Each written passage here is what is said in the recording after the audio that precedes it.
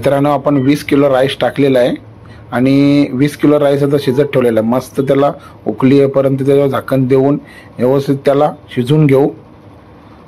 बघा 20 kilo rice 200 लोकांचा आपल्याला द्यायचं आहे। बघा आता राईस शिजलेला आहे आपला, मस्त त्याला बघा मस्त एकदम राईस मस्त एकदम शिजलेला आहे। आता त्याच्यावर झाकण देऊन त्याला उतरून घेऊ। आता आपण इकडे कांद्याचे कटे कापाचं काम चालू आहे भाजीसाठी।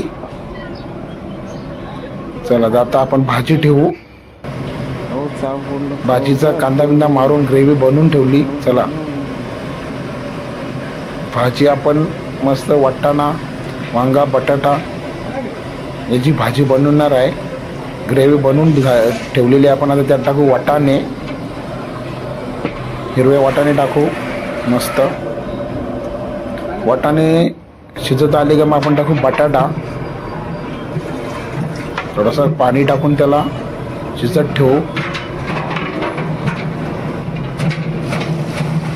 एक झाकण देऊन त्याला मस्त वाफ येईपर्यंत। चला वाटाणे आता शिजलेले आहेत थोडे, आपण त्याच्यात टाकू आता बटाटे टाकून त्याला मस्त झाकण देऊ। वांगा बटाटा आणि वाटाणा शिजेपर्यंत आपण त्याला वाफेत मस्त झाकण देऊ। चला बघा आपला तर भाजी मस्त घट्ट झाली, तर थोडासा पाणी टाकून त्यात मसाला वगैरे आपण देऊ सोडून। बघा आपण खोबऱ्याचं वाटण केलेलं आहे, तो टाकलेला आहे, गरम मसाला टाकलेला आहे, एव्हरेस्ट मसाला टाकलेला आहे। मस्त आता त्याला एक वाफ येईपर्यंत आपण झाकण ठेवू। भाजी झाली का आपण लगेच त्याला उतरून घेऊ।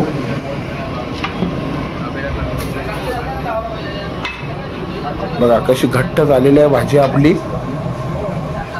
झाकण देऊन मस्त एक वाफ आपण तिला देऊ।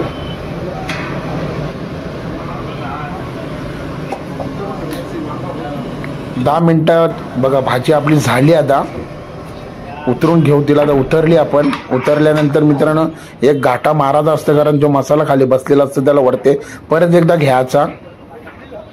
बघा घाटा मारल्यावर काय होतंय, भाजी आपली लूज राहते आणि वाफेवरती मस्त ती शिजून राहते। नाही तर उतरून तशीच ठेवली का तिला हे होत आहे, घट्ट बसतं ती खाली। आता इकडं वरणाचा आपण प्रोसेस, त्यात लाल मिरची, जिरा, कढीपत्ता, कोथिंबीर, अख्खा मसाला पावडर टाकलेली। आता तेल टाकू, मस्त त्याला गरम करून नंतर तेल टाकायचं। तेल गरम झाला का त्याला लालसर होईपर्यंत करायचा। मग आता टाकायचं त्यात लसूण चेचून टाकायचं मित्रांनो, कारण अख्खा लसूण टाकायचं नाही, नाहीतर तो फुटतं तेलामध्ये आणि अंगा उडू शकतं तेल। आता टाकू टोमॅटो टाकायचं, कारण मित्रांनो तेलावरती टाकल्यावरती ते टोमॅटो त्यात शिजतात।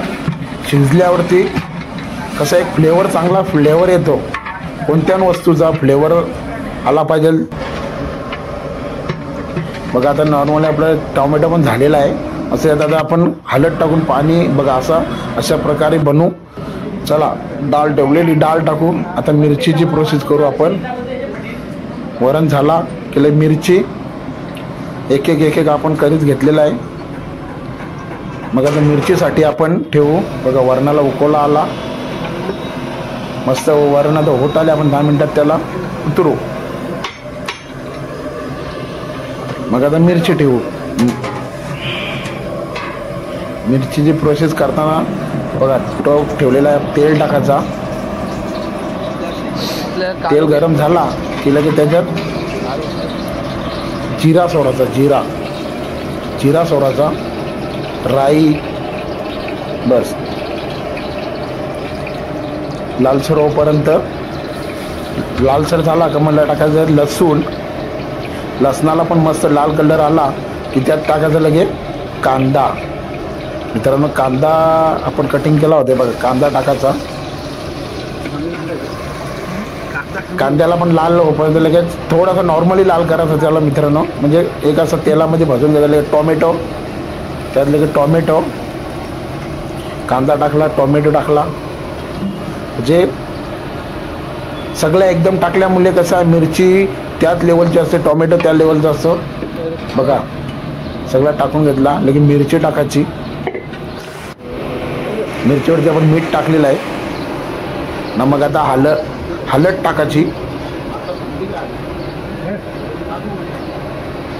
मिरचीवरती मस्त हळद टाकायची, फक्त हळदच टाकायची मित्रांनो, मसाला वगैरे नाही टाकायचा. बघा हळद टाकायची, हळदीवरतीच ती बनवायची आपल्याला. आणि पलटी मारून घ्यायची. मिक्स करून घेतली का नंतर त्याच्यात मस्त एक मिक्स झाली, सगळं मिक्स टाकायचा. कांदा, टोमॅटो, मिरची याच्यामध्येच आपल्याला मिक्स करायची आहे ना.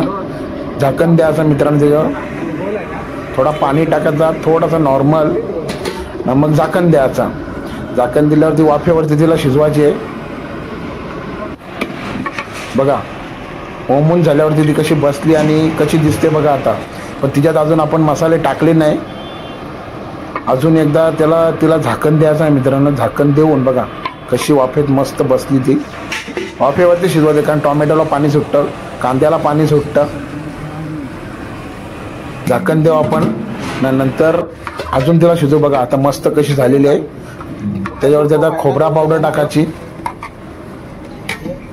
खोबरा पावडर टाकल्याने कसं थोडासा त्याच्यात पाणी असतं, तो पण खेचून घेतं आणि खोबऱ्याला म्हणजे एक वस्तूचा फ्लेवर असतं, तसा त्या प्रकारचा फ्लेवर येतं त्याला. आणि वास बघा किती. आता आपण ना शिऱ्यासाठी प्रोसेस केली. चुला पेटवला आणि शिरा बनवू, मस्त गोड पदार्थ बनवू. बघा इकडे दूध ठेवलेलं आहे गरम करीत.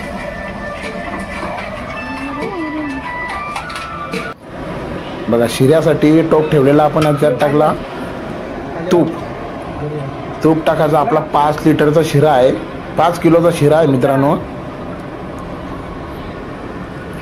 तर त्याला आपण 4 किलो तूप टाकायचं आहे. 1 किलो कमी टाकायचा. काही लोक 5 किलो शिरा आहे, रवा आहे तर 5 किलो टाकतात. आता रवा टाकू आपण 5 किलोचा. मस्त त्याला या तुपामध्ये मस्त भाजून घेऊ लाल होईपर्यंत. त्याला फ्लेवर येण्यासाठी तुपाच्या वरतीच रवा भाजून झाल्यावर तुपाच्या वरतीच आपल्याला लगे फ्लेवरसाठी काहीतरी फ्रूट टाकायचा. म्हणजे आम्ही आता बघा केला टाकतो. तुम्ही अननस पण टाकू शकता. आम्ही केला टाकलेला आहे. केला टाकल्याने त्याचा फ्लेवर चेंज होतं मस्त. त्याला तुपामध्ये घाटून घ्यायचा आहे. लालसर कलर आहे. पण आता ड्रायफ्रूट टाकलेलं आहे मित्रांनो. ड्रायफ्रूट 2 किलो आहे. काजू, बदाम, पिस्ता, चारोली, मनुका हे सगळं 2 किलो आहे. 5 किलोमध्ये 2 किलो ड्रायफ्रूट आहे मित्रांनो. कारण कसा प्रसाद कसा झणझणीत झाला पाहिजे आणि नाव काढला पाहिजे. आपण बनवतो मित्रांनो, आपली वेगळी पद्धत आहे. रुद्र कॅटरर्स लोणार यांची टेक 55 वर्षापूर्वीपासून आहे. बघा त्यात आपण दूध टाकला, 10 लिटर दूध. मस्त दुधामध्ये तो फुगला. आता त्याला झाकण देऊन मस्त एक ना वाफ घेऊ. वाफ घेतली का मग तुम्ही बघालच कसा होतोय तो.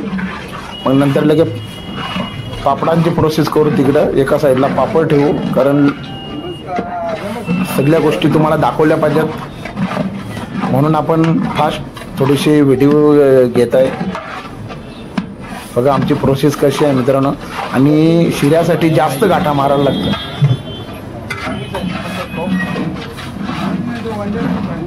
आणि शिरा बनवण्यासाठी जास्त मेहनत आहे मित्रांनो, कारण भरपूर वेळा त्याला घाटा मारत राहायला लागतं. आता त्याच्यावर ठेवू झाकण ठेवू. मस्त एक वाफ देऊ ना, मग उतरून घेऊ. बघा कसा झाला आता मस्त घट्ट ना शिरा. आता त्याला तूप कसं तेल वरती येईल. चला पापडांची इकडे तयारी चालू आहे मित्रांनो. बघा पापड किती स्पीडला आहेत आपले. रुद्र कॅटरर्स लोणार यांचा कोणी हात नाही धरू शकत. बघा पापड किती. आम्ही पाव डायरेक्ट एका कढईत टाकतो. किती स्पीड आमचे पापडांचं स्पीड. चला आवड